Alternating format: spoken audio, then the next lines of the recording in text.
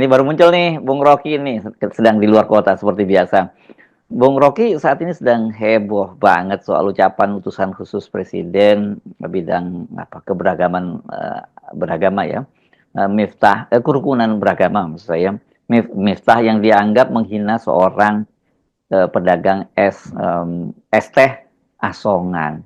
Nah, saya juga ketika lihat videonya saya cuma bisa geleng-geleng kepala saja. Ya, di dalam bahasa selalu ada hierarki itu, yang kita sebut politik naratif itu. Tanpa kita sadar, kita membanggakan diri sebagai sesuatu yang lebih atau pihak yang lebih berkuasa. Lalu kita pakai kata-kata yang menindas sifatnya itu.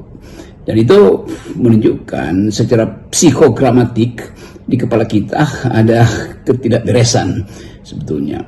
Anda boleh bersifat sewenang-wenang terhadap orang yang di atasmu, yang menguasaimu, yang mendominasimu. Itu namanya perlawanan naratif.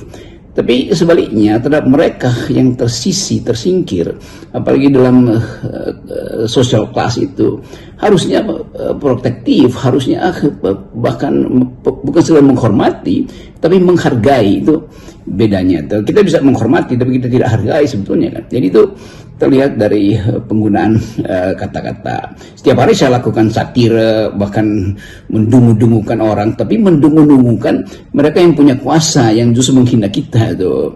Kalau saya mendungu-dungukan penguasa itu karena saya kesel dan jengkel karena mereka membuat kebijakan yang betul-betul tidak bisa dimanfaatkan untuk kepentingan rakyat. Kan itu dasarnya begitu. Jadi terhadap manusia kita tidak boleh berbuat kasar, termasuk secara adab berbahasa itu.